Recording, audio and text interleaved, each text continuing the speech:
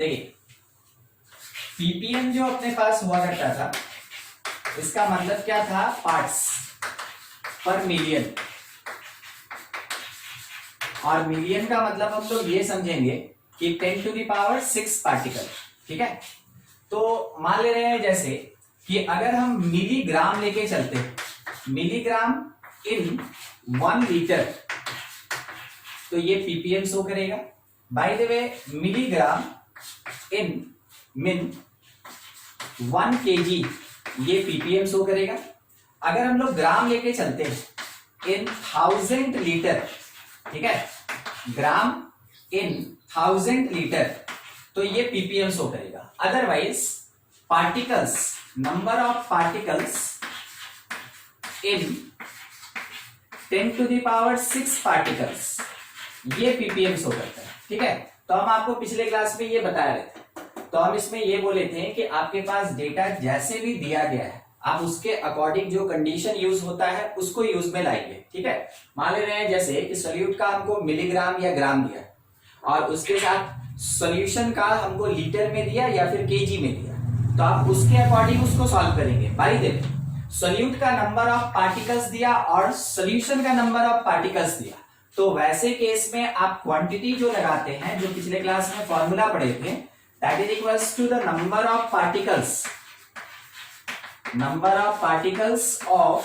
Solute, और इसके division में होता था number of particles, number of particles of solution, और इसके साथ मल्टीप्लाई करते थे 10⁶। तो इसमें भी हम आपको एक बार बोले थे कि न्यूमरेटर और डिनोमिनेटर में जो यूनिट होगा कैलकुलेशन के लिए, जो यूनिट यूज करेंगे वो सेम होना चाहिए। तो अगर ग्राम तो नीचे भी ग्राम, ऊपर अगर लीटर लिए तो नीचे भी लीटर, ऊपर अगर मिलीलीटर है तो नीचे भी मिलीलीटर। तो जब कभी भी सेम सेम यूनिट यूज करेंगे हम लोग, उस टाइम में इस फॉर्मूला को यूज करेंगे, इस फॉर्मूला को यूज करेंगे पीपीएम कैलकुलेशन के लिए। अदरवाइज अगर आपके पास सोल्यूट का कुछ अलग यूनिट दिया है और सॉल्यूशन का कुछ अलग यूनिट और क्वांटिटी दिया हुआ है, तो वैसे केस में आपको ये 3 तरीके से सॉल्व करने आना चाहिए। ठीक है, आप पूछिए उसमें उत्तर, और कोई डाउट उससे रिलेटेड, कोई क्वेश्चन वगैरह बनाए थे उसमें कोई डाउट हुआ था? Question 4 number. Yes sir. अच्छा, the volume of water to be added to 100 centimetre cube of 0.5 NH2SO4 है ना? Yes sir. NH2SO4 to get deci normal concentration. अच्छा, एक चीज यहाँ पे नॉर्मेलिटी का बात हो गया ना, तो नॉर्मेलिटी आज पढ़ेंगे अभी, तो उस टाइम में ये क्वेश्चन है ना, एक बार आप उठाइएगा, उस समय डील करेंगे। और डेसी का मतलब क्या होता है, 10 या 1/10? डेसी 1/10। 1/10। तो नॉर्मेलिटी आपको ना उस वर्ड में मिल जाएगा, जो डेसी नॉर्मल लिखा है ना, वहां पे नॉर्मेलिटी आपको मिल जाएगा कि नॉर्मेलिटी कितना होगा, 1/10 होगा। समझ में आ रहा है बात? Yes sir. ठीक है, तो नॉर्मेलिटी आज पढ़ेंगे, उस समय ये क्वेश्चन करेंगे। और fifth, a dry air is, थोड़ा जूम कीजिए तो, dry air is pass through the solution containing the 10 gram of solute and 90 gram of water and then pass through pure water, there is depression in weight of solution by 2.5 gram in weight of pure solution। अच्छा, ये जो है ना, ये actual में Raoult's law का concept है, Raoult's law. तो अभी हम लोग है ना वेपर प्रेशर पढ़ेंगे, उसके बाद हेनरीज लॉ आएगा, उसके बाद राउल्ट्स लॉ आएगा। ये राउल्ट्स लॉ का क्वेश्चन है। ठीक है, राउल्ट्स लॉ में हम खुद में एग्जाम्पल में आपको ऐसा क्वेश्चन 2 बताते हैं। ठीक है, क्योंकि ये क्वेश्चन इंपॉर्टेंट होता है, तो 2 क्वेश्चन तो हम खुद एग्जांपल में बताएंगे, उसके अलावा आपका ये क्वेश्चन रह जाएगा। अगर आपसे बन गया उस टाइम में तो ठीक, अदरवाइज फिर हम बताएंगे। तो 5th नंबर आपका राउल्ट्स लॉ है और 4th नंबर आपका नॉर्मेलिटी है। दोनों में से अभी कुछ नहीं पढ़े। ठीक है अंशु? ठीक है सर, थैंक यू। और है किसी का कोई डाउट जो पढ़े हैं उसमें से? नहीं, ठीक, आगे कंटिन्यू करते हैं।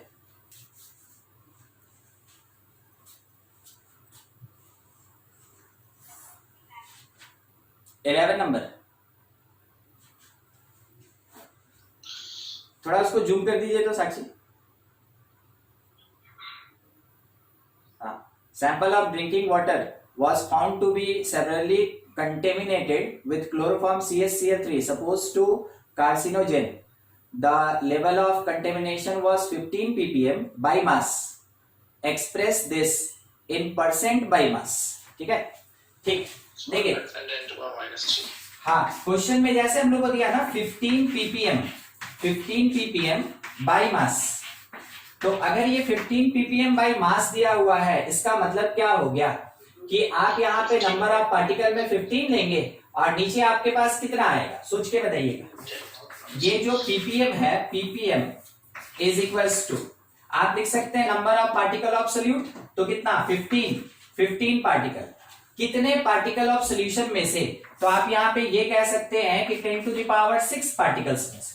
ठीक है, सॉल्यूशन का कितना पार्टिकल 1 मिलियन, और उस टाइम में सोल्यूट का कितना पार्टिकल 15, तो आपको ये मिला कि सोल्यूट मेरे पास है 15 यूनिट और उस टाइम में मेरे पास सॉल्यूशन जो है वो 10 टू द पावर 6 यूनिट है। अब आपसे पूछा गया कि परसेंटेज कितना होगा, तो परसेंटेज के लिए simple 5 by 10 to the power 6 multiplied by 100 आप करेंगे, क्वांटिटी आपको क्या मिलेगा 5 इंटू 10 टू द पावर -4, ये आ जाएगा वहां पे आंसर। ठीक है, परसेंटेज इतना परसेंट,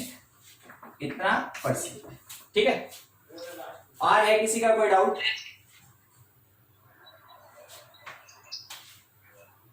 ये क्वेश्चन समझ में आया ना? सर वहाँ 15 होगा ना, 15 होगा 5। अरे वही हाँ सही, 15 बिल्कुल 15 था, 15 होगा। ठीक है, क्लास 11 में जब आप सम बेसिक कॉन्सेप्ट पढ़ रहे होंगे उस समय भी आपको एक डीपीपी मिला होगा कंसंट्रेशन टर्म से रिलेटेड, स्टोइचियोमेट्री और कंसंट्रेशन टर्म। हाँ, वो वाला भी है ना क्वेश्चन, और डीपीपी आप उठा के अभी भी बना सकते हैं। ठीक, वही चीज है, बस थोड़ा सा क्या होगा कि यहाँ पे थोड़ा एक्स्ट्रा भी बता दिया जाएगा, अदरवाइज लगभग वही चीज चलेगा। ठीक है, तो आप वहां से भी क्वेश्चन प्रैक्टिस कर सकते हैं और अभी आपको डीपीपी मिला है उससे भी क्वेश्चन बना सकते हैं। हाँ, आगे बढ़ा जाए। नेक्स्ट कंसंट्रेशन टर्म अपने पास है नॉर्मेलिटी। देखिए, नॉर्मेलिटी को कैपिटल एन से रिप्रेजेंट करते हैं हम लोग, और नॉर्मेलिटी का मतलब क्या होता है, number of moles of solute इन देखिए, नॉर्मेलिटी वर्ड हमेशा जब कभी भी होगा ना, तो इतना ध्यान रखिएगा कि ये एसिड बेस सॉल्ट से रिलेटेड होगा, थोड़ा समझने का कोशिश कीजिएगा। ठीक है, एसिड बेस सॉल्ट से रिलेटेड होगा, और कंबाइंड इन तीनों चीज को कहा जाता है इलेक्ट्रोलाइट। इन तीनों चीज को इलेक्ट्रोलाइट कहते हैं। ठीक है, तो इलेक्ट्रोलाइट जब कभी भी होगा, तो इलेक्ट्रोलाइट होने का मतलब क्या होता है ना कि उसमें कैटयन और एनायन होगा, मीन्स वो चार्ज में डिवाइड होता है। और जब भी चार्ज में कोई चीज टूटता है, ठीक है, इलेक्ट्रोलाइट जो कैटयन और एनायन प्रोवाइड करेगा, वैसा कोई भी इलेक्ट्रोलाइट होगा तो आप ये पढ़े हुए हैं इक्विवेलेंट मास का कॉन्सेप्ट आता है।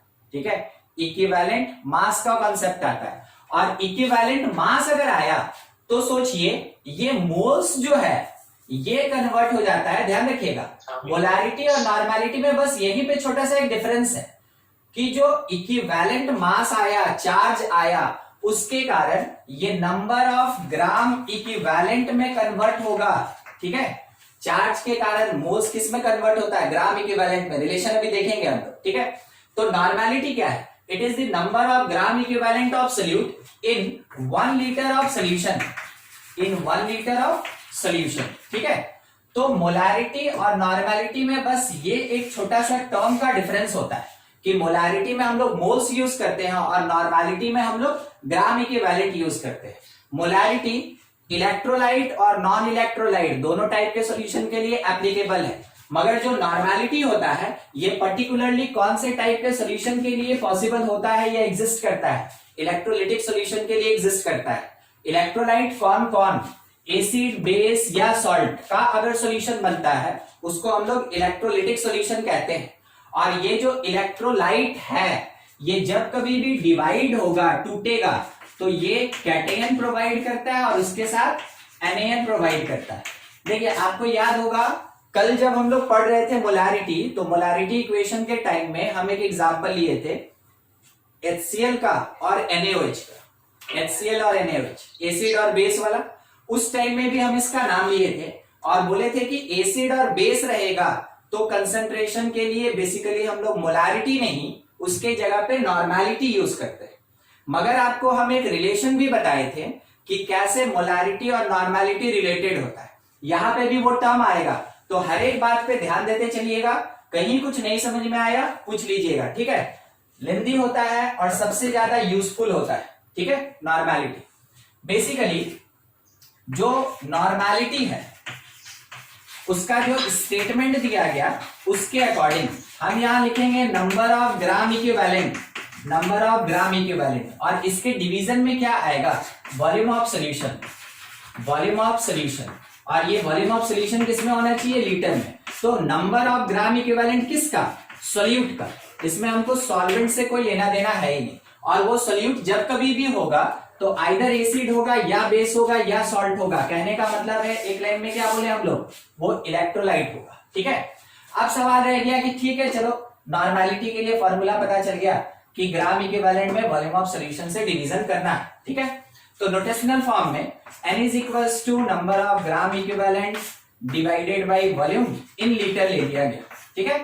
अब ग्राम इक्विवेलेंट कैसे कैलकुलेट करते हैं, तो जो ग्राम इक्विवेलेंट होता है दैट इज इक्वल्स टू जो भी अपने पास गिवन मास होगा, किस चीज का गिवन मास, सोल्यूट का गिवन मास ऑफ सोल्यूट, इसके डिवीजन में आएगा equivalent mass, equivalent mass of solute, sorry हाँ equivalent mass of solute, solute ही होगा, यहाँ तो सोल्यूशन का सवाल ही नहीं है।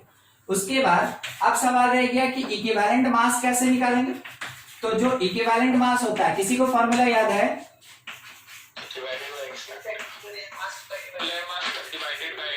Molar mass divided by x factor, ठीक है। और इसी एक्स फैक्टर को समराइज करके हम लोग ऐसे कह सकते हैं कि यहां बेसिकली चार्ज यूज होता है, बेसिकली चार्ज यूज होता है, मगर एक्स फैक्टर डिफरेंट तरीके से कैलकुलेट किया जाता है। ये एक टाइप का चार्ज ही होता है, मगर कहीं कहीं जहां चार्ज एग्जिस्ट नहीं करेगा वहां पे थोड़ा दूसरे तरीके से हम लोग डिफाइन करते हैं इसको, ठीक है। समझते चलिए। अब ये हुआ मेरे पास पूरा पार्ट। तो क्या होगा, नॉर्मेलिटी का अगर कोई क्वेश्चन पूछेगा तो किसी भी एक सोल्यूट का सबसे पहला कैलकुलेशन होगा इक्विवेलेंट मास। इक्विवेलेंट मास निकालने के बाद उसका ग्राम इक्विवेलेंट निकालेंगे, ग्राम इक्विवेलेंट निकलने के बाद नॉर्मेलिटी निकालेंगे। यानी कि अगर हम लोग को कभी भी कैलकुलेशन में मास दिया जाएगा सोल्यूट का और उसके साथ में हमको ये बता दिया गया कि कितना लीटर सोल्यूशन यूज करना है, तो मेरा जो कैलकुलेशन का प्रोसेस होगा वो नीचे से ऊपर की तरफ होगा जब हमको नॉर्मेलिटी निकालना होगा। यानी नॉर्मेलिटी के कैलकुलेशन के लिए फर्स्ट स्टेप में हमको क्या निकालना होगा, इक्विवेलेंट मास, फिर क्या निकालना होगा, ग्राम इक्विवेलेंट, तब हम किसका कैलकुलेशन करेंगे, नॉर्मेलिटी, ठीक है। यूनिट क्या लिखा जाता है, नॉर्मेलिटी के लिए जो यूनिट यूज होगा इट इज नॉर्मल, इसको हम लोग नॉर्मल कहते हैं। जैसे मोलारिटी के लिए मोलर कहते हैं, मोलालिटी के लिए मोलल कहते हैं, वैसे नॉर्मेलिटी के लिए नॉर्मल। और इसको लिखा क्या जा सकता है, it is the gram equivalent पर लीटर सोल्यूशन।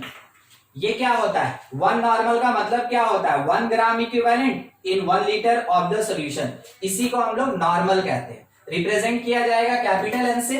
तो बाय द वे अगर लिखा है डेसी नॉर्मल, डेसी नॉर्मल, तो हम इसको कितना नॉर्मल लिख सकते हैं, ये 1/10 नॉर्मल होगा, इसका नॉर्मेलिटी कितना होगा, 1/10। अगर लिखा है सेंटी नॉर्मल, सेंटी नॉर्मल, तो हम क्या लिख सकते हैं, 1/100 नॉर्मल, ठीक है। कहीं कहीं क्वेश्चन में आप क्या देखिएगा ना, ये लिखा रहेगा n/100, n/100, तो n/100 और 1/100n दोनों में कोई डिफरेंस है, कोई डिफरेंस नहीं है।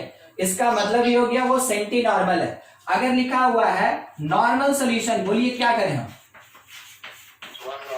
नॉर्मल सॉल्यूशन, इसका मतलब नॉर्मेलिटी कितना हो जाएगा 1 नॉर्मल। डे का नॉर्मल क्या होगा 10 normal. 10 normal. Deca normal क्या होता है 10। Deca normal that is equals to 10 normal solution. अच्छा, मान लीजिए जैसे कोई एक सॉल्यूशन ए का बना, एक्वस सॉल्यूशन है ए का, और वो बोला गया कि डे का नॉर्मल सॉल्यूशन है, आप क्या कंक्लूजन निकाल सकते हैं वो बताइए। हाँ ठीक है, एग्जाम्पल के लिए जैसे हमसे ये कहा गया कि 10 नॉर्मल, ठीक है, या डे का नॉर्मल ना, डे का नॉर्मल सॉल्यूशन ऑफ ए, ठीक है, सॉल्यूट यहां पे कौन है ए। तो हम यहां पे कुछ क्वांटिटीज में बात कर सकते हैं कि नंबर ऑफ ग्राम इक्विवेलेंट जो होगा ऑफ ए वो कितना होगा 10, ठीक है, क्योंकि डे का नॉर्मल का मतलब ही हमको ये समझ में आया कि नॉर्मेलिटी जो है वो कितना लिखा है 10, और नॉर्मेलिटी मतलब हम क्या समझते हैं कि number of gram equivalent by volume of solution, किसमें लीटर में। तो नंबर ऑफ ग्राम इक्विवेलेंट ए का कितना मिलेगा 10, और इसके साथ में वॉल्यूम ऑफ सॉल्यूशन कितना मिलेगा 1 लीटर इज 1 लीटर, ये मिलेगा हम लोग को, ठीक है। अच्छा, अगर नंबर ऑफ ग्राम इक्विवेलेंट ए का मिल गया 10, ए का ग्राम इक्विवेलेंट अगर हमको मिल गया 10, तो क्या हम कोई भी क्वांटिटी इसमें से निकाल सकते हैं? अभी नहीं निकाल सकते। क्यों नहीं निकाल सकते? रीजन ये है ना कि हमको ए का नेचर नहीं पता है। हाँ, क्योंकि हमको ए का नेचर नहीं पता है। अगर वहां लिखा रहता है HCl, लिखा रहता है अगर ए के जगह HCl, तो HCl का हम इक्विवेलेंट मास निकाल सकते थे, क्योंकि हमको उसका मोलर मास और एक्स फैक्टर पता है। अगर वहां लिखा रहता H3PO4, H3PO4, तो हमको ये पता है कि H3PO4 का मोलर मास क्या होगा। एक्स फैक्टर जिनको याद है वो तो निकाल ही सकते हैं, जिनको नहीं याद है या नहीं आता है अभी सीखेंगे, ठीक है। निकल जाता हमको इक्विवेलेंट मास, और अगर इक्विवेलेंट मास निकल जाता, केवल नॉन सॉल्यूट होने पे इक्विवेलेंट मास निकल जाता, तो उसको हम ग्राम इक्विवेलेंट से मल्टीप्लाई करते तो किस चीज का कैलकुलेशन हो जाता जो मेरे पास गिवन मास होता है सॉल्यूट का, ठीक है। समझ में आ रहा है कैसे हम इसको लेके डील करेंगे? जैसे कि अगर बोल दिया, ठीक है, एक और एग्जांपल थोड़ा ध्यान दीजिएगा, deci normal solution of aqua solution ही है ऑफ H2SO4 हमको बस इतना बताइए कि गिवन मास ऑफ H2SO4 क्या होगा। जो बता सकते हो वो बता दीजिए, जिनको नहीं आ रहा है कोई बात नहीं, क्योंकि अभी तक आप एक्स फैक्टर के बारे में या तो पढ़े नहीं है, नहीं तो आपको याद नहीं है, ठीक है। बस इतना ही सोच के रखिएगा, अगर किसी से नहीं बना, जिससे बन सकता है बता दीजिए।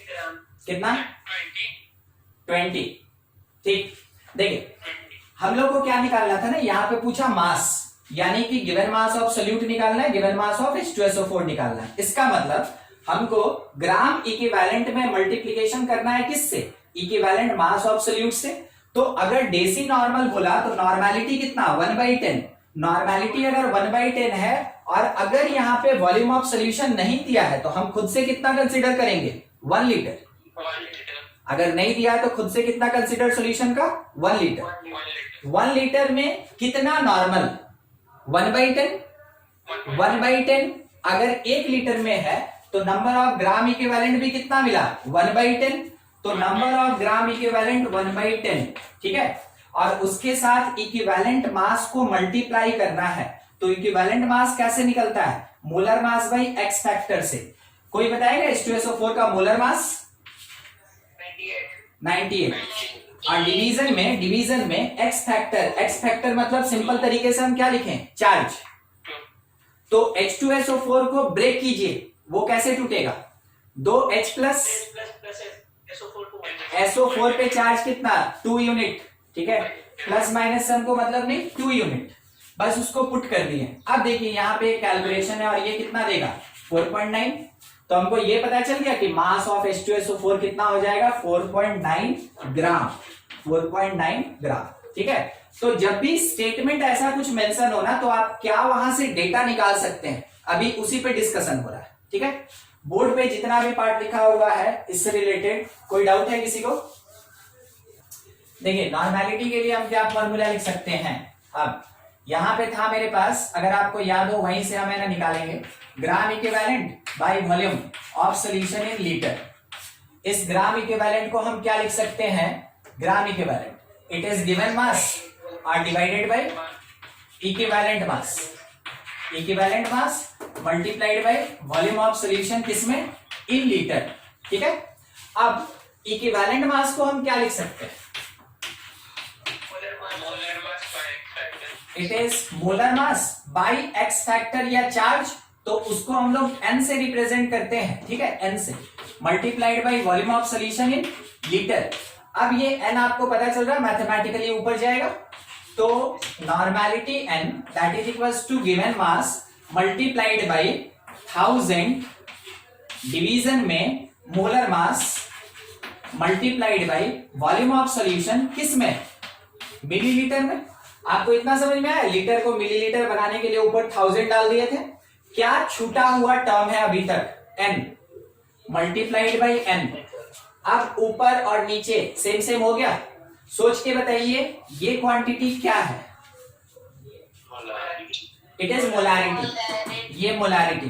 तो आप ये कह सकते हैं कि जो नॉर्मेलिटी होगा, normality n that is equals to molarity, that is equals to molarity multiplied by n के प्लेस पे क्या, चार्ज या x फैक्टर।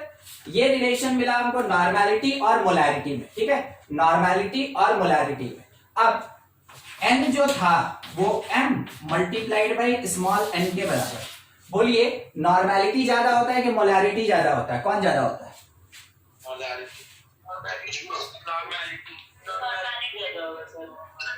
कोई एक सोल्यूशन है,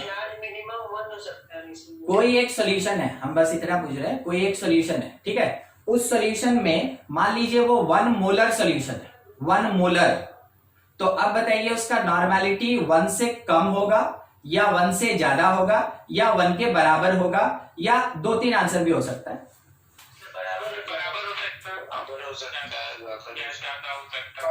अच्छा, मान लीजिए जैसे n का वैल्यू 1/2 आ गया, n का वैल्यू 1/2 आ गया, तो वैसे केस में आपको पता चला नॉर्मेलिटी ज्यादा हो गया मोलारिटी से। मगर आप ये सोचिए ना कि n कभी फ्रैक्शन हो सकता है, नहीं, मोस्ट ऑफ द केसेस नहीं होता है। ठीक है, ऑक्सीडेशन नंबर में आप जो पैराडॉक्स पढ़े थे, paradox of fractional oxidation number, ठीक है, ठीक है, तो वो थोड़ा रेयर केस हो गया। अदरवाइज हर बार हमको क्या मिलेगा, हमको ये मिलेगा कि नॉर्मेलिटी आइदर मोलारिटी के बराबर होगा और नहीं तो नॉर्मेलिटी क्या होगा, मोलारिटी से ज्यादा होगा।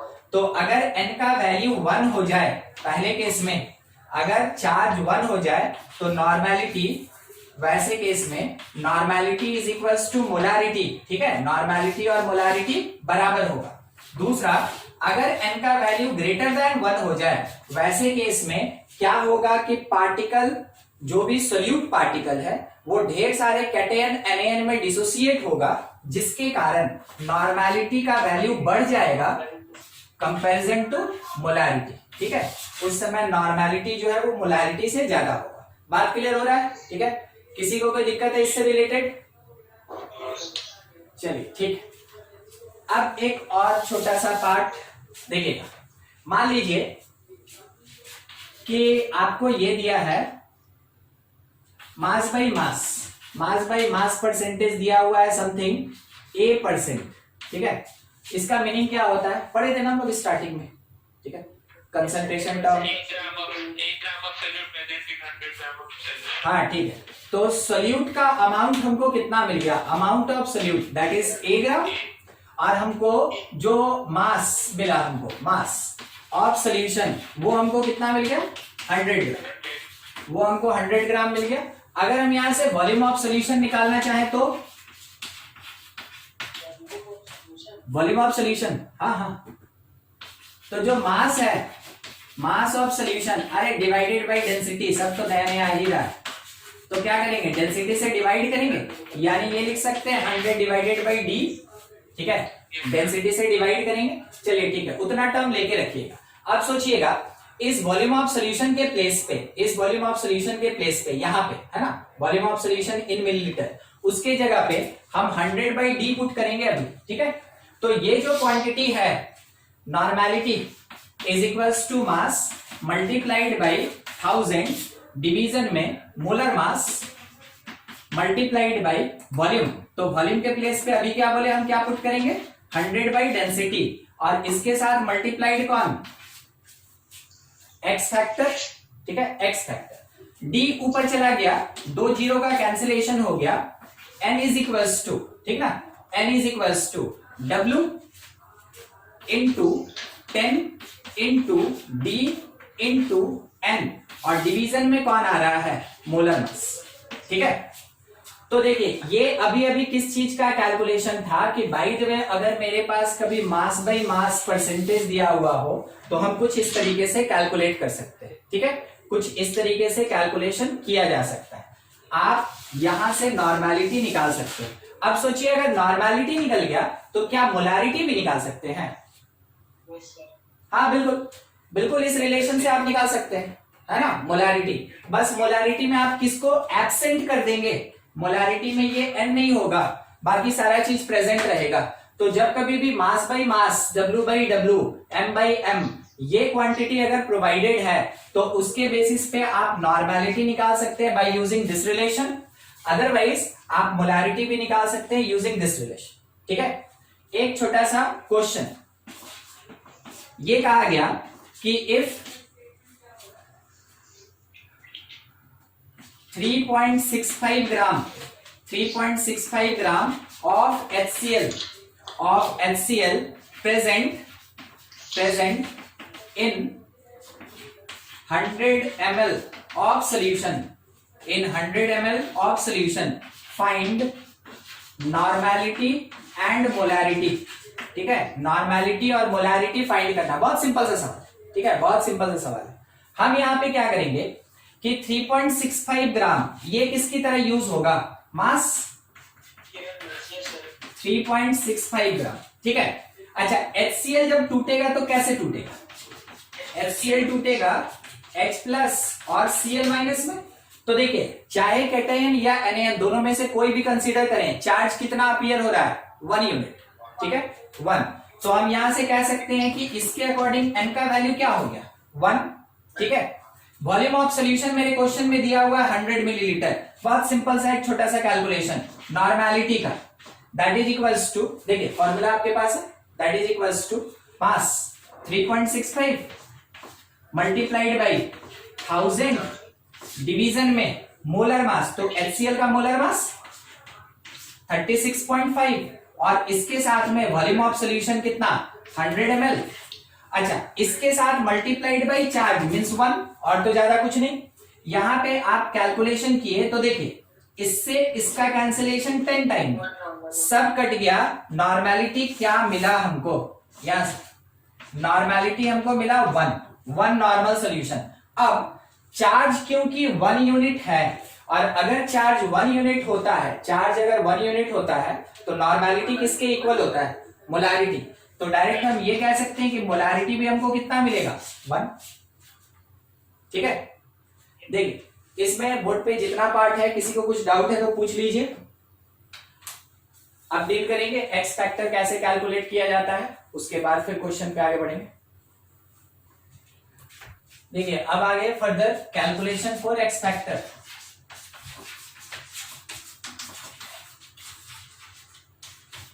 कैलकुलेशन फॉर एक्स फैक्टर, तो सबसे पहला फॉर एसिड के लिए क्या होता है कि आप समझ रहे हैं, अगर वो एक H+ दिया, एसिड है तो H+ प्रोवाइड करेगा, अगर वो एक H+ प्रोवाइड कर रहा है तो उसका बेसिसिटी होगा कि एसिडिटी होगा, बेसिसिटी होगा। तो बेसिसिटी कितना होगा 1, ठीक है। अगर वो 2 H+ दे रहा है तो बेसिसिटी कितना होगा 2। बस उसी टर्म के साथ for acid X factor that is equals to basicity of acid, और आप ये भी कह सकते हैं that is equals to the charge on any ion, इसी को आप ये भी कह सकते हैं, that is equals to number of H plus provided in solution. ठीक है, वो कितना H प्लस प्रोवाइड करता है। जैसे मान लीजिए अगर किसी एक रिएक्शन में H3PO4 केवल एक ही H प्लस निकालता है और बाकी H2PO4 वो अपने पास रख लेता है नेगेटिव में। ठीक है, H3PO4 कैसे टूटा, H प्लस और H2PO4 माइनस। बताइएगा इस रिएक्शन में X फैक्टर क्या है, इसमें X फैक्टर मेरे पास 1 है। ठीक है, तो अगर हम इसमें जब इस रिएक्शन के लिए कैलकुलेशन करेंगे नॉर्मेलिटी का, तो उस टाइम में X फैक्टर के प्लेस पे 1 पुट करेंगे। मगर जनरल तौर पे जब इसका कंप्लीट डिसोसिएशन होता है, ये कैसा डिसोसिएशन है, ये पार्शियल डिसोसिएशन है। इन कंप्लीट डिसोसिएशन मतलब कि ये मैक्सिमम कितना H प्लस दे सकता है। इन कंप्लीट डिसोसिएशन अगर हम बात करें, यानी कि अगर हमको कोई रिएक्शन नहीं दिया और सिंपल हमसे ये पूछा कि H3PO4 के लिए कितना X फैक्टर होगा, तो उस टाइम में हम क्या करेंगे, इसका कंप्लीट डिसोसिएशन करेंगे तो ये 3H प्लस देगा और उसके साथ PO4 3 माइनस, ये मिला। अब आप इसमें से कोई भी पार्ट उठा लीजिए। ठीक है, सबसे पहले देखते हैं बेसिसिटी। 3H प्लस निकला तो 3 यूनिट बेस को ये न्यूट्रलाइज करेगा, तो इस रिएक्शन से जो बेसिसिटी हमको दिखा, बेसिसिटी ऑफ H3PO4 वो एक्चुअल में कितना है, 3।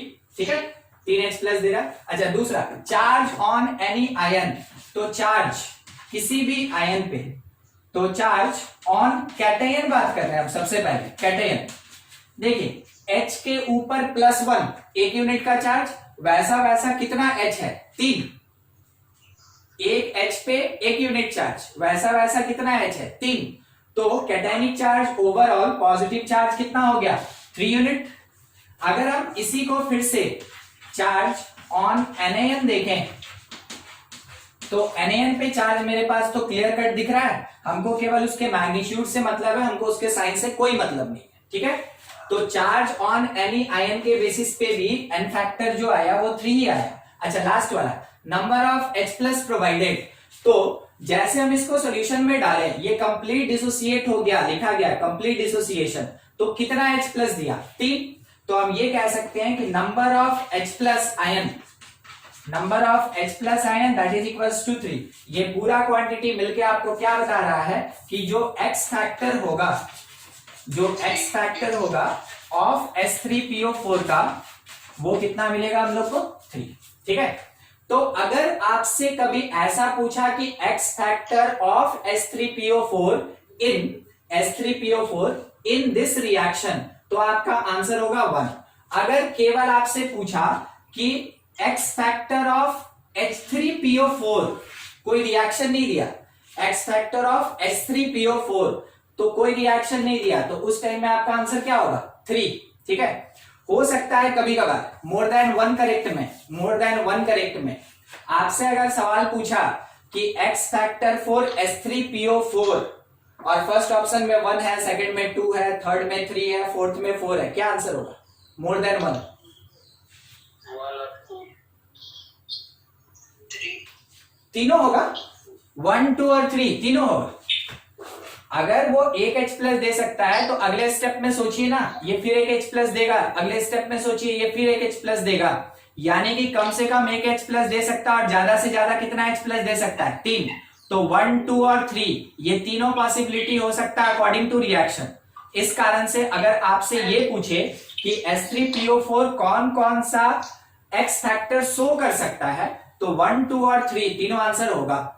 अगर सिंपल आपसे ये बोले कि कंप्लीट डिसोसिएशन में इसका X फैक्टर क्या होगा, आपका आंसर होगा 3। अगर कोई रिएक्शन देके पूछा कि X फैक्टर क्या होगा, तो उसमें देखिए कि कितना H प्लस बाहर निकाला, एग्जैक्टली उतना ही उसका X फैक्टर होगा। ठीक है, एसिड के लिए था, एसिड के लिए मान लीजिए जैसे H2SO4 है, एसिड है, इसके लिए X फैक्टर कोई बताएगा, 2। रीजन है कि ये टूटा कैसे था, 2H प्लस टूटा था और इसके साथ में SO4 पे चार्ज कितना, -2 था। ठीक है, अच्छा, HClO4 कोई बताएगा? X factor is equals to 1। क्यों आप 1 बोले? क्योंकि एक ही H है, H प्लस बाहर निकलेगा और ClO4 माइनस ये बाहर निकलेगा। ठीक है, एक ही H प्लस दिया, इस कारण से इसका एक्स फैक्टर कितना निकला? 1। ये डिस्कशन था एसिड का। Second, base, same condition. ठीक है, for base X factor that is equals to acidity of base is equals to charge on any ion that is equals to number of OH minus present। ठीक है, कितना OH minus present है उससे हम क्या कर सकते हैं? एक्स फैक्टर निकाल सकते हैं। एग्जांपल के लिए मान लीजिए अगर दिया हुआ है MgOH होल 2, MgOH होल 2। चलिए सीधा बताइए एक्स फैक्टर कितना? 2। आप कौन से तरीके से निकाले? एसिडिटी से निकाले, चार्ज से निकाले, या नंबर ऑफ OH माइनस से निकाले? ठीक है, उससे आप निकालिए। आप किसी भी तरीके से कैलकुलेट करें, आंसर तो वही आएगा। खैर, मगर हम आपसे बस ये पूछ रहे थे कि आप निकाले कैसे, है ना? तो आपको ये दिखा कि 2 OH माइनस है, 2 OH माइनस है, इस कारण से एक्स फैक्टर 2 होगा। दूसरा आपको ये दिखा कि मैग्नीशियम के ऊपर चार्ज कितना है? 2 यूनिट का, इस कारण से एक्स फैक्टर क्या आ जाएगा? 2 आ जाएगा। मान लीजिए जैसे कि अगर इसी में एक हम लोग BOH3 ले ले, BOH3, बोलिए तो क्या होगा? कितना? 3 होने का मतलब आप हमको ये बोल रहे हैं ना कि बोरोन जो है ये +3 बना देगा, ये क्या बोल रहे हैं? अच्छा, हमको ये बताइए बोरोन +3 बना सकता है कि नहीं? सोच के बताइए। बोरोन पता नहीं, कारण है ना कि बोरोन के पास 5 इलेक्ट्रॉन है। ठीक है, उसमें से वो 3 इलेक्ट्रॉन अगर लूज कर दिया तो उस टाइम में वो क्या करेगा कि 2 इलेक्ट्रॉन रख के अपना डुएट बनाएगा। मगर ऐसा कंप्लीट डिसोसिएशन नहीं होता है। ठीक है, कंप्लीट डिसोसिएशन नहीं होता है। होता क्या है ना कि एक OH सॉल्यूशन में जाएगा तो उसका प्लेस कोई दूसरा ऑक्युपाई करेगा। समझ रहे हैं बात को? एक OH माइनस सॉल्यूशन में गया तो कहां से गया? BOH होल 3 से गया, उसका प्लेस कोई दूसरा पार्ट आके ऑक्युपाई करेगा। तो हमको सॉल्यूशन में अभी एक OH माइनस मिला, वैसा कितना OH minus BOH whole 3 available करा सकता है? 3 करा सकता है। वैसा कितना अवेलेबल करा सकता है? अरे इस बात पे चलिए ना, number of OH minus present. अब बोरोन का क्या हो रहा है, हमको उससे क्या लेना देना है? हमको तो लेना देना है कि वो सॉल्यूशन में कितना OH माइनस निकाल रहा है। ठीक है, तो सॉल्यूशन में वो मैक्सिमम कितना OH माइनस निकाल सकता है? 3। ठीक है, 3। तो हम ये कहेंगे इसका एक्स फैक्टर कितना हो जाएगा? आप आंसर जो दिए थे सही था। ठीक है, आप जो आंसर दिए थे सही था, मगर छोटा बात कि हम यहाँ पे कैलकुलेशन किस तरीके से करें, ये जो स्टेटमेंट अभी उठाए थे ना हम, ये आपके क्वेश्चन में हो सकता है मेंशन रहेगा। तो आपको ये चिंता नहीं करना है कि बोरोन का क्या हो रहा है। प्रोसेस क्या बोले? BOH3 में से एक OH माइनस निकला, उसका प्लेस कोई ऑक्युपाई किया, यानी बोरोन से आके जुड़ गया। दूसरा OH माइनस निकला, उसका प्लेस कोई दूसरा आके ऑक्युपाई कर लिया, बोरोन के साथ जुड़ गया। फिर बोरोन से तीसरा OH माइनस निकला और उसका प्लेस आके कोई तीसरा पार्ट ज्वाइन कर लिया। तो मेरे सॉल्यूशन में BOH3 में से कितना OH माइनस निकला? 3। तो हमको केवल वही काउंटिंग करना है कि कितना OH माइनस प्रेजेंट है, 3। इस कारण से इसका एक्स फैक्टर क्या हो जाएगा? 3। और अगर चार्ज का बात करें हम लोग, तो यहीं पे देख लीजिए एक बार, चार्ज अगर आप बोरोन पे चेक करें या फिर हाइड्रोक्सी आयन पे चेक करें, हर बार आपको क्या मिलेगा? 3 ही मिलेगा। तो जनरल तौर पे जो चार्ज होता है वही एक्स फैक्टर होता है, मगर कहीं पे जाके थोड़ा सा अलग भी हो सकता है। तो आपको इसी कारण से ध्यान रखना है कि एसिड रहा तो एक्स फैक्टर कैसे निकालें, बेस रहा तो एक्स फैक्टर कैसे निकालें। देख लीजिए बोर्ड पे कोई ऐसा पार्ट जिसमें कोई दिक्कत है तो पूछ लीजिए, या आपके पास कोई एसिड या बेस है कुछ पूछना है तो पूछ लीजिए।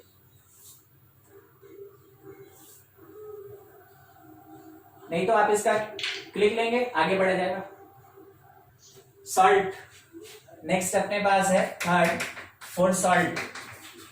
सॉल्ट के लिए बहुत सिंपल सा चीज, charge on any ion, charge on any ion is equal to its X factor. ठीक है, हम लोग को केवल इसमें क्या देखना होता है, चार्ज देखना होता है। तो कोई भी सॉल्ट अगर हम ले लें, जैसे BaSO4, तो ये टूटा कैसे, Ba+2 और इसके साथ SO4 पे -2। तो हम लोग चाहे कैटेयन का बात करें या एनायन का बात करें, चार्ज कितना दिखा हमको, charge that is equals to 2, और यही इसका क्या हो जाएगा, एक्स फैक्टर हो जाएगा। ठीक है, यही इसका एक्स फैक्टर होगा। फोर्थ, एनी आयन, कोई आयन है, जैसे बोला जाता है ना कि कुछ आयन प्रेजेंट किया गया सॉल्यूशन में। ठीक है, तो अगर कोई आयन है जिसका अगर क्वांटिटी बढ़ाया गया, तो आयन के लिए जो एक्स फैक्टर होगा, X factor that is equals to, simple तरीके से वही बात, चार्ज ऑन एनी आयन।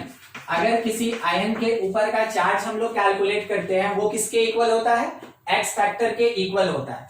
मान लीजिए जैसे लिखा हुआ है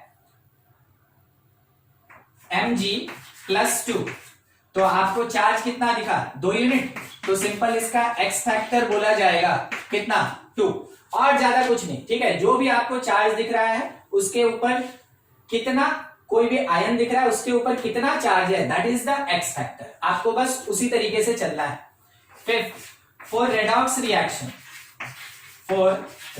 रिएक्शन, क्या आपको ये चीज पता है ना कि रेडॉक्स रिएक्शन में किस चीज का एक्सेप्टेंस और डोनेशन होता है, इलेक्ट्रॉन्स का। मान लीजिए एक छोटा सा रेडॉक्स रिएक्शन ले रहे हैं जिसमें MnO4 माइनस जो था ये कन्वर्ट हो गया MnO2 और इसके साथ O2 में कन्वर्ट हो गया। ठीक है, MnO2 और O2 ये ऐसा निकला। क्या आप इसमें चेक कर सकते हैं कि लेफ्ट हैंड साइड और राइट हैंड साइड दोनों तरफ में से कहां पे चार्ज सेम है या फिर डिफरेंट है? नहीं सर, ऑक्सीडेशन नंबर से नहीं, चार्ज सेम है कि नहीं, पहले बैलेंस है कि नहीं, बोलिए क्वांटिटी में। नहीं सर, अरे बैलेंसिंग क्वांटिटी में तो बैलेंस है ना। यस सर, हाँ ठीक है, चार्ज में क्लियर दिख रहा है, यहाँ पे कोई चार्ज नहीं है मतलब 0, कोई चार्ज नहीं है मतलब 0, और यहाँ पे हमको क्या दिख रहा है, -1, तो लेफ्ट में -1 और राइट हैंड साइड में 0। तो हमको क्या करना चाहिए, बैलेंसिंग के लिए एक इलेक्ट्रॉन यहाँ डालना चाहिए। सिंपल सा एक एग्जांपल है और ज्यादा बड़ा कुछ नहीं। ठीक है, यहाँ पे एक इलेक्ट्रॉन डालेंगे। अब बोलिए चार्ज और क्वांटिटी दोनों बैलेंस हो गया। ठीक है, अब देखिए इसका सवाल क्या क्या उठता है, थोड़ा समझिएगा। इसका सवाल क्या उठता है, इसके लिए चार्ज या एक्स फैक्टर ऑफ रिएक्शन बता दीजिए। X factor of reaction, reaction का एक्स फैक्टर क्या होगा, रिएक्शन का 1 होगा, है ना। माइनस प्लस इसमें नहीं लेते हैं हम लोग। ठीक है, इसमें केवल क्वांटिटी पे बात करते हैं, मैग्नीट्यूड लेते हैं। रिएक्शन के लिए एक्स फैक्टर 1 हो गया। दूसरा हम आपसे ये पूछ रहे हैं कि एक्स फैक्टर फॉर मैग्नीशियम बताइए और मैग्नीज बताइए। एक्स फैक्टर फॉर मैग्नीज,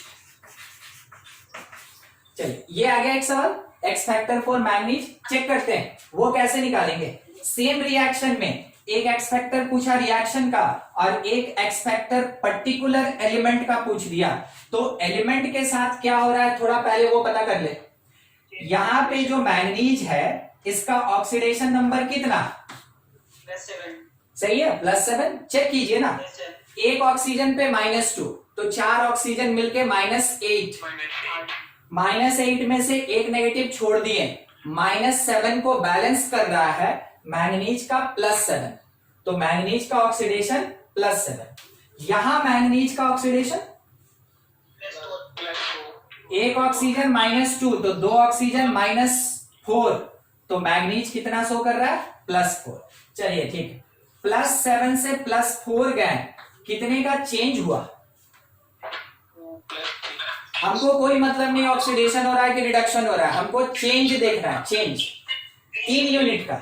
तो X factor of manganese that is equals to 3। मतलब क्या समझे, अगर कोई रेडॉक्स रिएक्शन हो रहा है और उसमें एक पर्टिकुलर एलिमेंट का एक्स फैक्टर पूछा जाए तो that will be equals to the change in oxidation number. उसके ऑक्सीडेशन नंबर में क्या चेंज हो रहा है, कितना चेंज हो रहा है, उसी से एक पर्टिकुलर एलिमेंट के लिए एक्स फैक्टर का कैलकुलेशन किया जा सकता है। ठीक है, कौन से टाइप के रिएक्शन में, रेडॉक्स रिएक्शन में।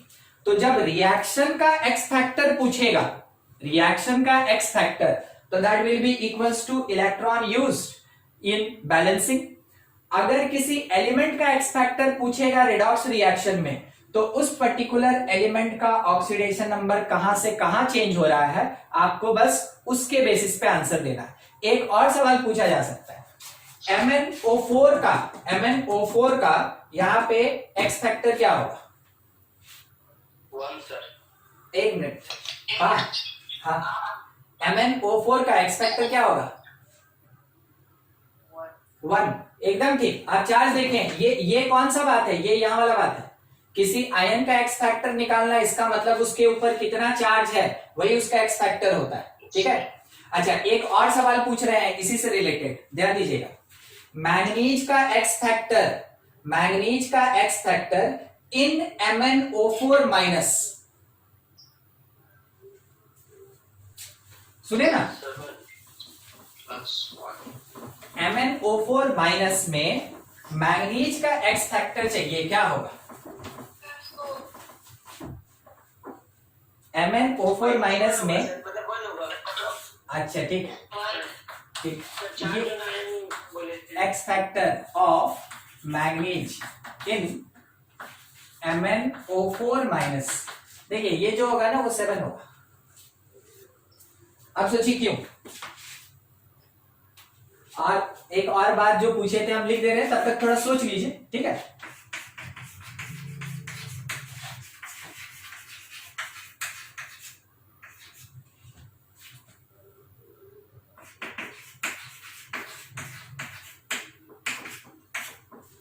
देखिए आप एक बार C और D दोनों को कंपेयर कीजिए, आपको एक बात पता चलेगा। यहां पे एक्स फैक्टर उसी एनएन का पूछे तो वो 1 हो गया, जितना चार्ज जिसके ऊपर था। ठीक है, जितना चार्ज जिसके ऊपर था। यहां हम पूछे इस पर्टिकुलर एनएन में इस एलिमेंट का एक्स फैक्टर क्या होगा, तो that will be equals to oxidation number of element. ठीक है, जब कभी भी किसी कंपाउंड या स्पीसीज के अंदर एक एलिमेंट का एक्स फैक्टर पूछा जाएगा तो वो हमेशा किसके बराबर होगा, उसके ऑक्सीडेशन नंबर के बराबर होता है। ठीक है, उसके ऑक्सीडेशन नंबर के बराबर होगा। It is equals to oxidation number of manganese. बोलिए, अब ये 4 पार्ट यहां लिखा हुआ है, किसी को कोई डाउट है तो पूछ लीजिए हमसे। No sir. बहुत बढ़िया,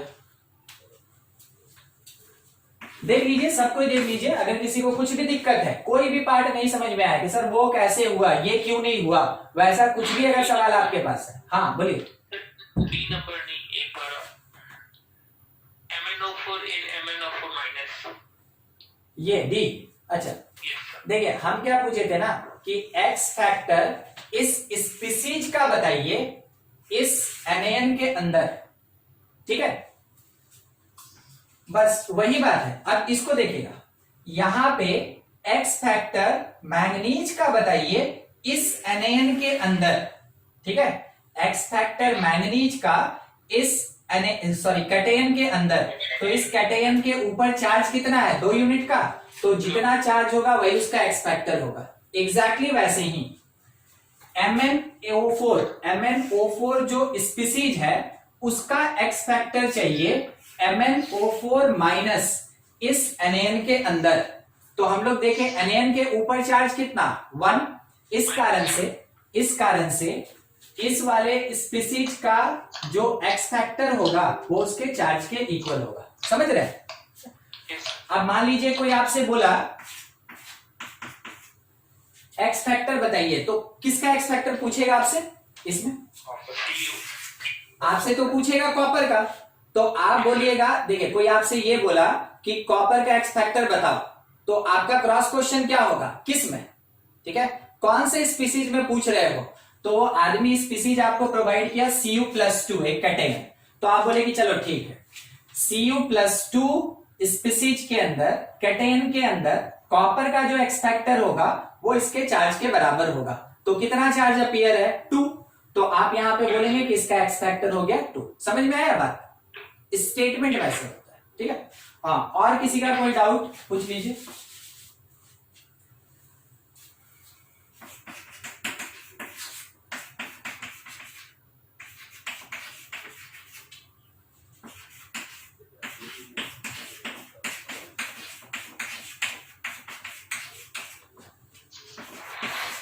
हम लिखते चल रहे हैं, आप सॉल्व करते चलेंगे, ठीक है।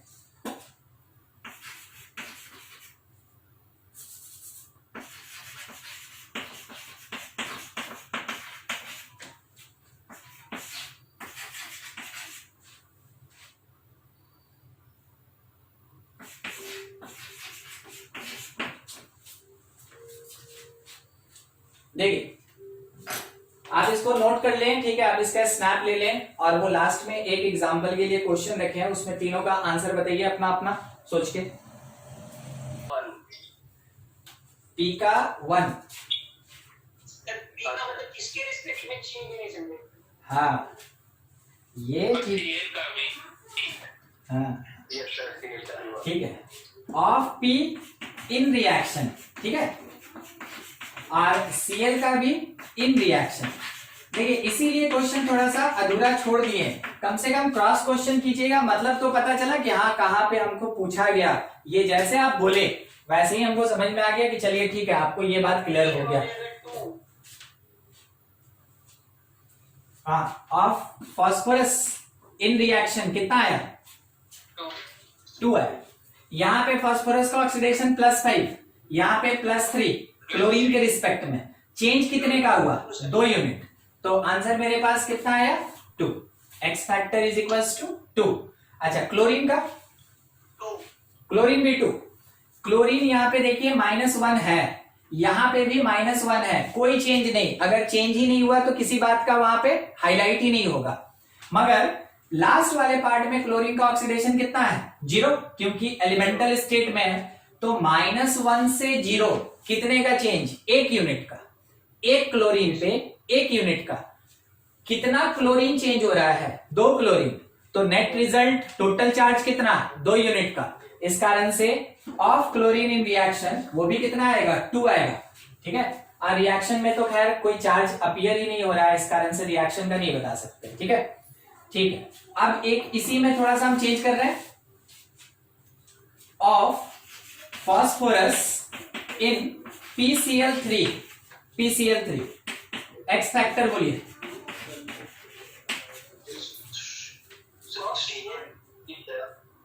Of phosphorus in PCl3, phosphorus का PCl3 कितना, 3 ना, यहां 3 क्लोरीन है, अगर हटा दें तो फास्फोरस पे चार्ज क्या अपीयर हो सकता है, +3, ठीक है, इस कारण से यहाँ पे एक्स फैक्टर कितना मिलेगा हम लोग को, 3, सिंपल 3, ठीक है। चलिए ठीक, कंप्लीट कीजिए उसको, आगे बढ़े फिर, ये हटा दें, हो गया,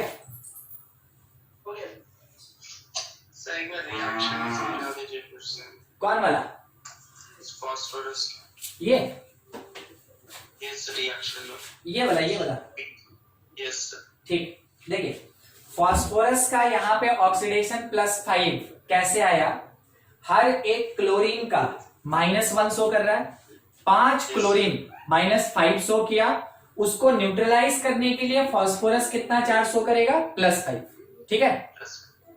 चलिए ठीक, इसका +5 एग्जैक्टली वैसे यहाँ +3, तो जब ये लेफ्ट से राइट जा रहा है तो फास्फोरस का ऑक्सीडेशन +5 से +3 में कन्वर्ट हो रहा है, तो चेंज कितने का, 2 यूनिट का, यहां पे हम वही लिखे हैं, x factor that is equals to change in oxidation number, तो यहां पे ऑक्सीडेशन नंबर का चेंज 2 यूनिट का हुआ, अब वो प्लस में हो या माइनस में हो हम लोग को मैग्नीट्यूड से मतलब है, क्योंकि 2 यूनिट का चेंज हुआ, इस कारण से जो एक्स फैक्टर फास्फोरस का निकलेगा इन रिएक्शन, वो उसके ऑक्सीडेशन नंबर के चेंज के बराबर होगा।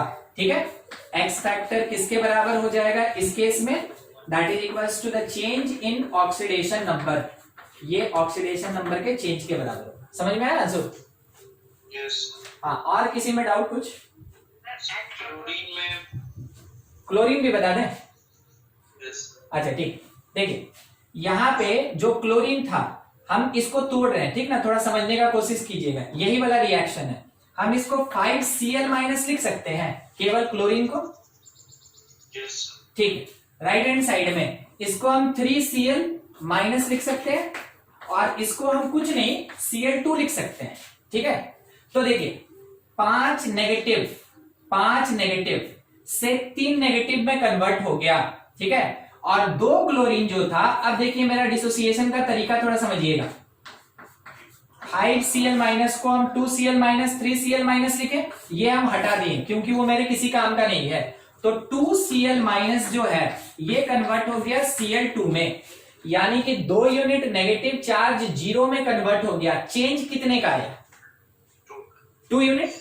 इस कारण से यहां पे जो क्लोरीन का एक्स फैक्टर था इन रिएक्शन, वो कितना लिखा गया? 2 यूनिट लिखा गया। अब बात क्लियर हुआ? यस। ठीक, हाँ, और कोई कुछ पूछ रहे थे? मैग्नीशियम ऑक्साइड में आप 7 लिए हैं ऑक्सीडेशन नंबर, लेकिन इसमें सर TCl आकर C में सी में, हाँ ठीक है, सर 7 लिए हैं, लेकिन सर इसमें T इन TCl3 में 3 लिए, सर इसका ऑक्सीडेशन नंबर है था सर ये वाला हाँ सर। हाँ हाँ, तो ऑक्सीडेशन नंबर ही लिए हैं, थोड़ा ध्यान से देखिएगा। PCl3 ये है ना, ठीक है, ये PCl3 है, और फास्फोरस का ऑक्सीडेशन कितना है यहाँ पे? अच्छा ठीक है, अभी क्लियर हुआ ना। यहाँ लिखे थे PCl5, ये टूटा PCl3 में और Cl2 में। ठीक है, सेम चीज। अच्छा ठीक, और किसी को कुछ डाउट? चलिए ठीक, हटाओ। ऑर्गेनिक कंपाउंड का भी पढ़े होंगे, मगर सॉल्यूशन में बेसिकली हम लोग ऑर्गेनिक का बात नहीं करते हैं। ठीक है, क्योंकि सॉल्यूशन में ऑर्गेनिक से रिलेटेड है ना, लगभग टर्म ना के बराबर है। ठीक है, इसीलिए अभी बेसिकली हम लोग बात कर रहे हैं किस पे? इलेक्ट्रोलाइट्स पे। हाँ, तो छोटा मोटा ये सब टर्म आ जाता है तो कोई दिक्कत नहीं है, ये समझाने के लिए केवल था, अदरवाइज अपने पास इलेक्ट्रोलाइट्स ही आता रहेगा। ठीक है, तो ये 5 चीज ऐसा है जिसके एक्स फैक्टर के कैलकुलेशन पे थोड़ा विशेष ध्यान रखिएगा। क्वेश्चन आपको इसमें से ही पूछा जाता है। तो अब एक्स फैक्टर जब क्लियर हो गया तो थोड़ा 1-2 क्वेश्चन कर लिया जाए। पिछले क्लास में हम लोग मोल फ्रैक्शन वगैरह तो खत्म कर लिए थे, वो सब हो गया था ना। ठीक, देखिए क्वेश्चन है,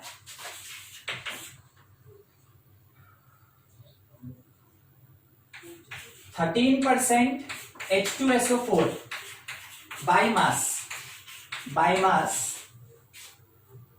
in solution", तो कुछ नहीं बताया किसका सोल्यूशन, तो आप क्या समझेंगे किसका solution? Aqua solution with density दिया, हो सकता है कुछ काम होगा, डेंसिटी दिया 1.02। ठीक है, किसका सोल्यूशन का? H2SO4 का।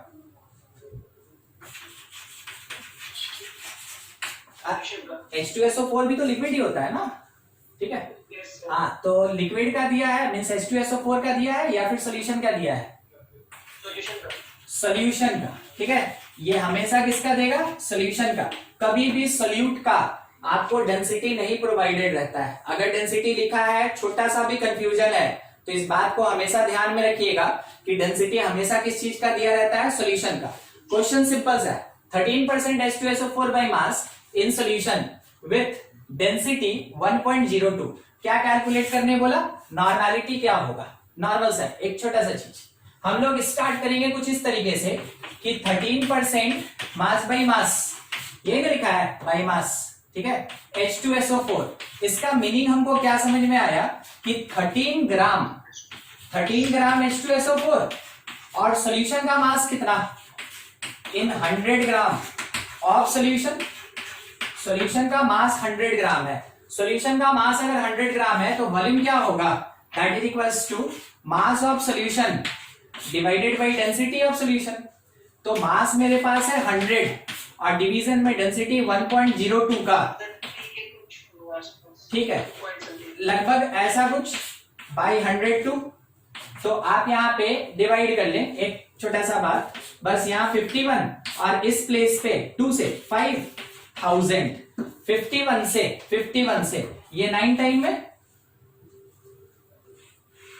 इतना पार्ट, ठीक है, 9 टाइम में 495 देगा ना, 459 देगा, क्या बोले? अच्छा ठीक है, रहने देते हैं, हम इसको लगा सकते हैं, क्यों नहीं। तो यहाँ पे वॉल्यूम केवल चेंज कर ले रहे हैं, ठीक है, वॉल्यूम में चेंज कर ले रहे हैं। 459 ये आया, तो बच गया अपने पास कितना, 59 है तो 41 यानी 410 51 से एक बार 8 टाइम में 8, ठीक है, तो 8 टाइम में वो कितना देगा, 0.3, ठीक है। तो यहाँ पे 2.3 नहीं आएगा, ये 0 लगेगा, फिर एक 0 बैठ जाएगा, फिर एक 0 लगेगा, तब कहीं जाके ये है ना 3 बार में जाएगा, 98.03 आ रहा है लगभग, ठीक है। चलिए ये कैलकुलेशन हो गया, इतना मिलीलीटर। अब हम लोग कैलकुलेट करेंगे नॉर्मेलिटी। तो नॉर्मेलिटी के लिए formula given mass multiplied by 1000 multiplied by charge, division में मोलर मास और इसके साथ में वॉल्यूम ऑफ सॉल्यूशन, और वॉल्यूम ऑफ सॉल्यूशन किस में, मिलीलीटर, क्योंकि ऊपर 1000 यूज कर लिए, इतना क्वांटिटी है, पुट करते चले। तो मास कितना दिया, 13 ग्राम इंटू 1000 रह गया, इसके साथ चार्ज बोलिए, H2SO4 का चार्ज कितना, 2 यूनिट, यही एक्स फैक्टर था ना, तो 2, और डिवीजन में अपने पास मोलर मास H2SO4 का कितना, 98, ठीक है, मल्टीप्लाइड बाई वॉल्यूम हम लोग को कितना मिला है, 98.03। अगर आप चाहें छोटे से कैलकुलेशन के लिए तो आप इसको इग्नोर भी कर सकते हैं, ठीक है, आप इसको इग्नोर भी कर सकते हैं। अब ये जो क्वांटिटी हुआ इसको आराम से आप सॉल्व कर लेंगे तो क्या निकलेगा, नॉर्मेलिटी, और ये क्या बता रहा है, ये रिप्रेजेंट कर रहा है ग्राम इक्विवेलेंट पर लीटर, ठीक है, यानी कि इतना नॉर्मल ये सॉल्यूशन होगा। समझ में आ रहा है बात, कैसे कैलकुलेट करेंगे, ठीक है, देखिए। और इधर वाला सब हो गया था। क्वेश्चन ये है, find normality of solution of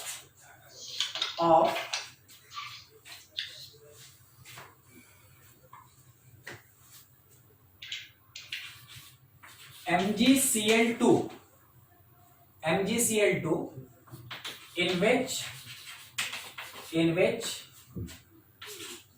6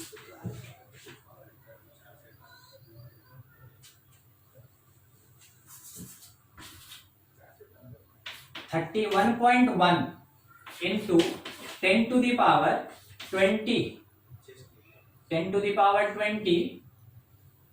Cl minus present in 500 ml solution, ठीक है।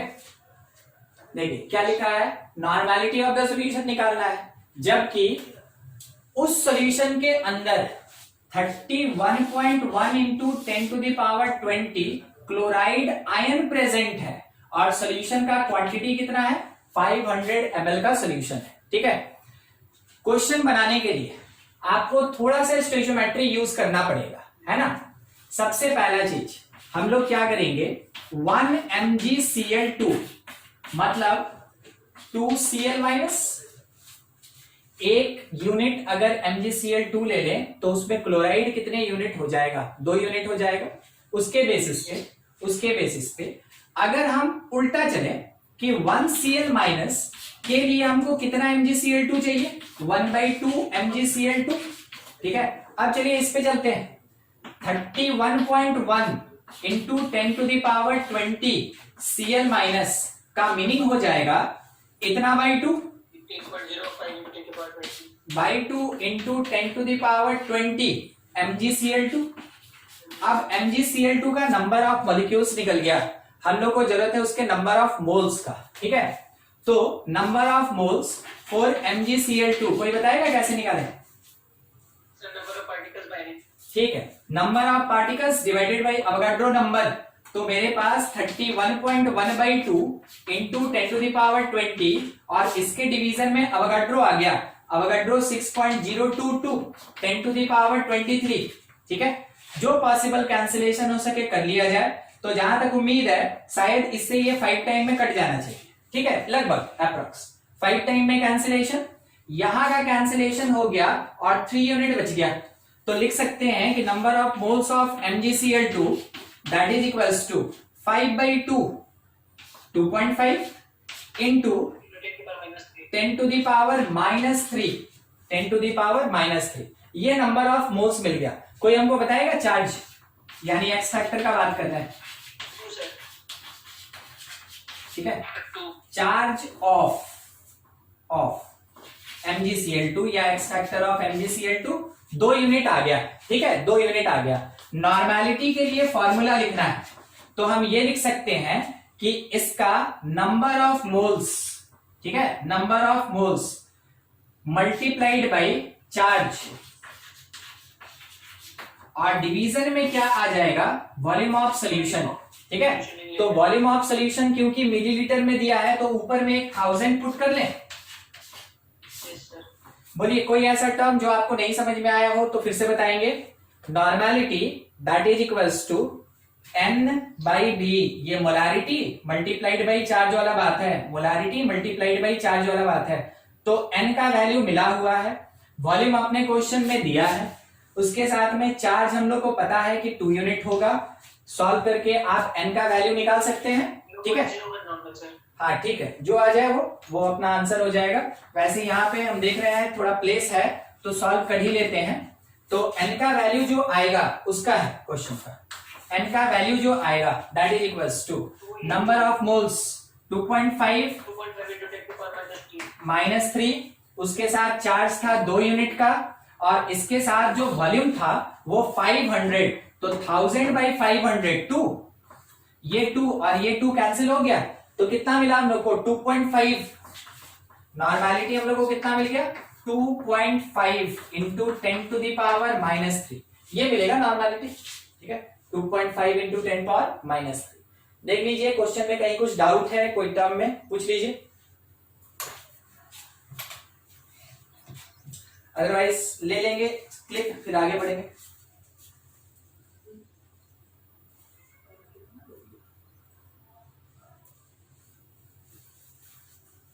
आंसर अलग आ रहा है। क्या आंसर है? Yes sir 0.0086। अच्छा ठीक है, देखते हैं ना, 1 मिनट रुकिए। n तो ठीक है 2.5 10⁻³ ये हो गया। चार्ज मेरे पास कितना था 2 यूनिट, पुट कर दिए n चार्ज, ठीक है। अच्छा उसके साथ वॉल्यूम हम लोग को कितना दिया था 500 मिलीलीटर, तो 500 पुट कर दिए 1000 डिवाइडेड बाई 500 कितना होगा? सर 2 ऊपर जाएगा ना। देख लिया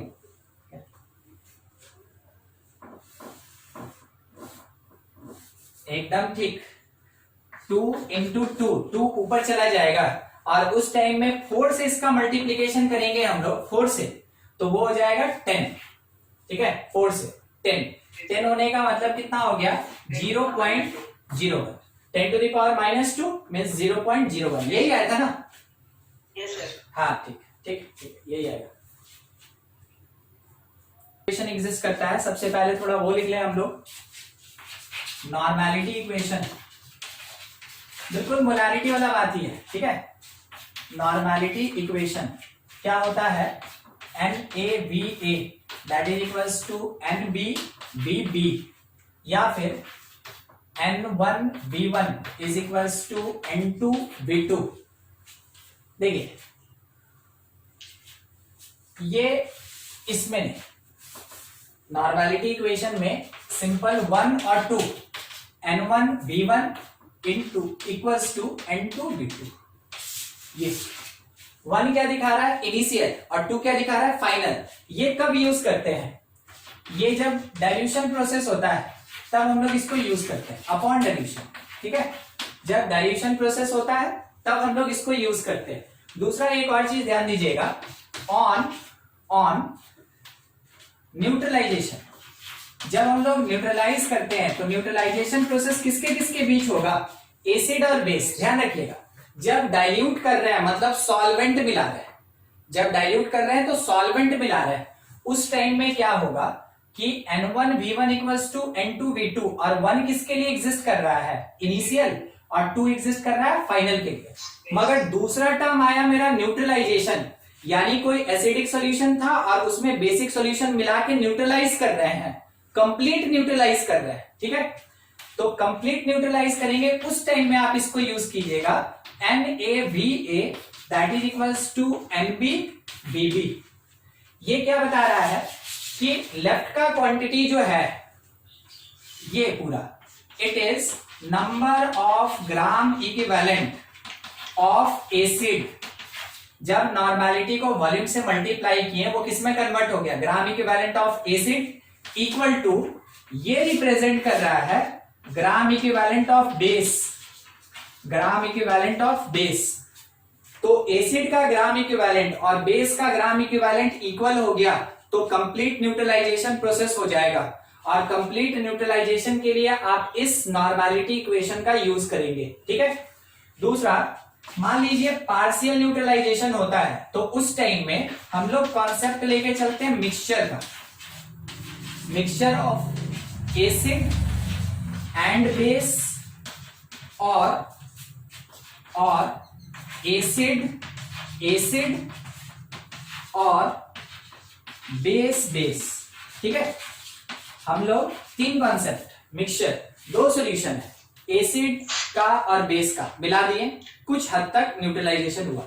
एसिड को एसिड से मिलाएं, हो सकता है कि कंसंट्रेशन डिक्रीज करेगा, और हो क्या सकता है, वो थोड़ा सा डिक्रीज करेगा एक का और एक का इंक्रीज करेगा, ठीक है।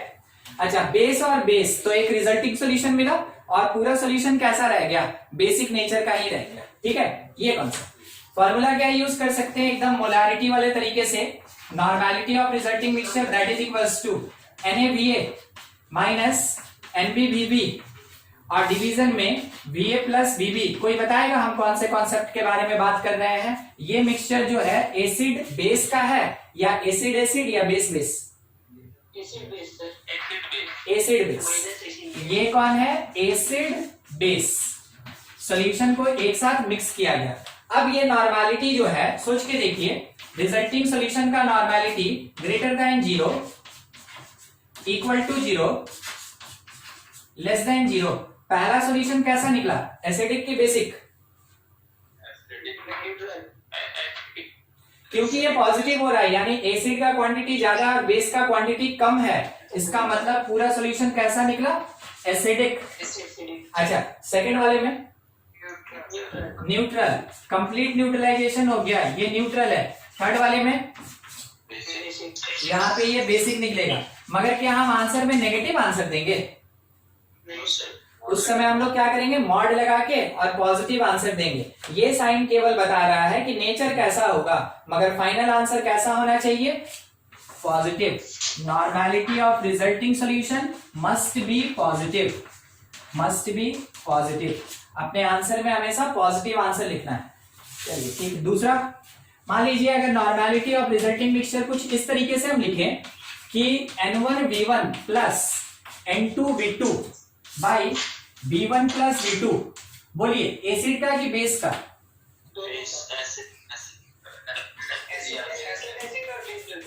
एसिड एसिड या फिर बेस बेस, दोनों में इसको यूज कर सकते हैं हम लोग, ठीक है। दोनों में यूज किया जा सकता है, समझ में आया। ये क्या लिखा है, normality of the resulting mixture, ठीक है। सोचिएगा, कैलकुलेशन नहीं पूछ रहे हैं। एक सॉल्यूशन का नॉर्मेलिटी था 3, एक सॉल्यूशन का नॉर्मेलिटी था 5, ठीक है, और दोनों बेस था, दोनों सेम नेचर का था, बेस। इसको मिला दिए, बताइए रिजल्टिंग सॉल्यूशन का नॉर्मेलिटी कितना होगा,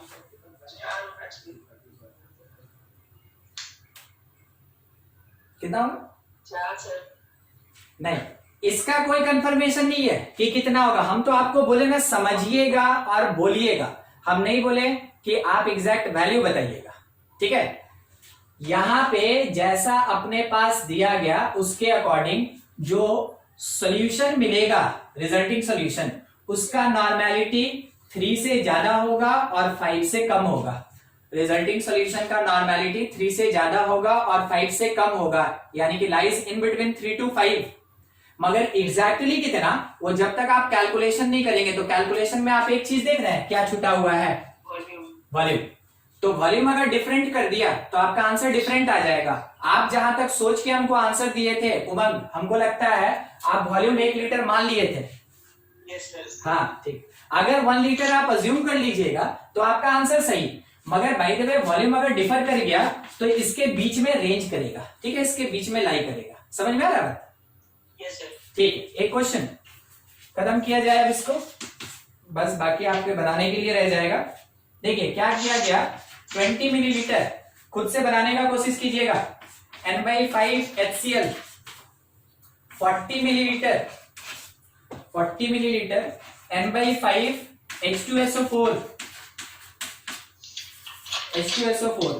80 millilitre N/10 HNO3 mixed together find resulting normality क्या होगा?